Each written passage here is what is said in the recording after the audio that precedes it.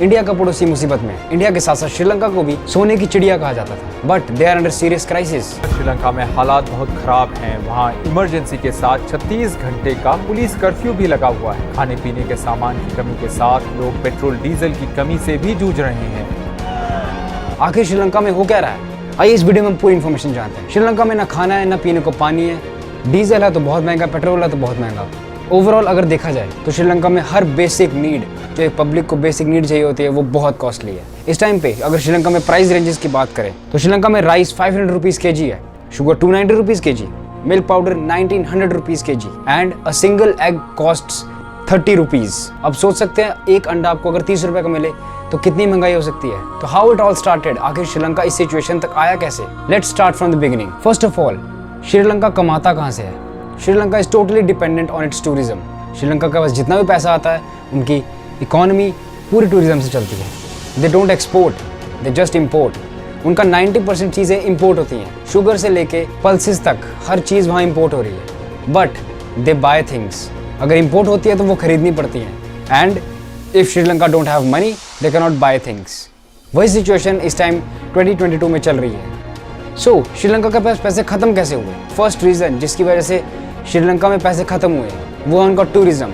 तो tourism major hit हुआ था इन अप्रैल 2019 when church and hotels, when 3 church and hotels were attacked and almost 270 people died which had international tourists. So उसके बाद लोगों का विश्वास उठ गया श्रीलंका आने से। This was the first time जब श्रीलंका ने 30% टूरिज्म डाउन फेस किया था। The second thing, the bad political decisions. In 2019 जब श्रीलंका का न्यू प्रेसिडेंट आया तब उनका एक बैड डिसीजन, उन्होंने टैक्सेस कम कर दिए। The taxes were reduced from 8% to 15%, जिसकी वजह से इकोनॉमी को दूसरा बड़ा धक्का लग गया था। The third reason, कोविड-19 जब से आया उसने पूरे वर्ल्ड को हिट किया and the Sri Lankan economy fail again. Sri Lanka की 2 टाइम इकोनॉमी आगे हिट कर चुकी थी एंड कोविड-19 ने उसको ऑलमोस्ट डिस्ट्रॉय कर दिया था। द लास्ट रीजन जिसकी वजह से श्रीलंका की इकोनॉमी टोटली डिस्ट्रॉय हो गई थी वो था the decision of totally organic farming.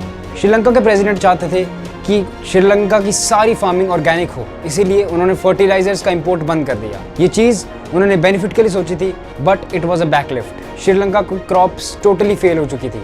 So these things destroyed the Sri Lankan economy. तो एक देश की इकोनॉमी अगर खराब हो जाती है तो उसका डायरेक्ट इफेक्ट पड़ता है उसकी आम जनता पे। सो द नेक्स्ट स्टेप जिससे श्रीलंका बच सकता था वो था loan. So Sri Lanka already had $4 billion loan. $4 billion एक बहुत बड़ा अमाउंट है जो कि सिर्फ एक जगह से नहीं लिया। Sri Lanka is boring loan since 2007। 2007 से लेके आज तक श्रीलंका पैसे ले रहा है बट उसको पे नहीं कर रहा है। So they have $4 billion loan. So they don't have, अगर किसी कंट्री को लोन पूरा करना है, the US has suggested Sri Lanka to increase the taxes. So जो टैक्स 2019 में 15% कम किए गए थे, अब उनको 25% बढ़ाने की बात चल रही है। सो इससे डायरेक्टली अफेक्ट होते हैं श्रीलंकन पब्लिक। सो हमें श्रीलंका से सीखने को क्या मिलता है? हमें श्रीलंका से ये सीखने को मिलता है, one bad political decision can destroy the whole country and can bring them to this situation. So now in Sri Lanka, people are protesting and many more things are happening. The army is ruling the country. The army is handling the public. So इस situation से बचने के लिए you have to pay taxes. अगर tax ज़्यादा है तो वो आपके ही बेनिफिट के लिए है। अगर आपको टैक्स ज़्यादा देना पड़ रहा है तो उतना ही सस्ता आपको सामान मिल रहा है। Hope you find this video informative. Make sure you like, subscribe. Thank you for watching this video.